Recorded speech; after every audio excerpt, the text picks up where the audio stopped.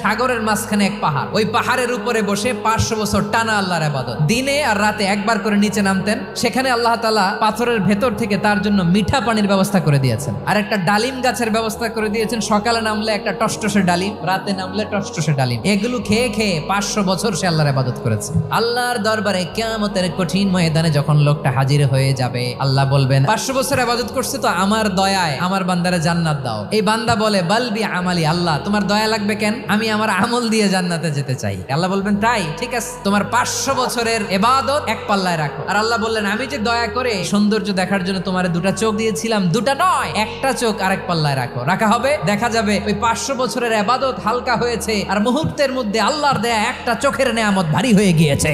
ফলাফল দেখো, হিসাব বলে তুমি এখন জাহান্নামে যাবা, যাও এবার জাহান্নামে যাও। এবার লোকটা কাচুমাচু করে বলে আল্লাহ এবার আমি বুঝতে পেরেছি তোমার দয়া ছাড়া দুনিয়ায় কেউ জান্নাতে যেতে পারবে না।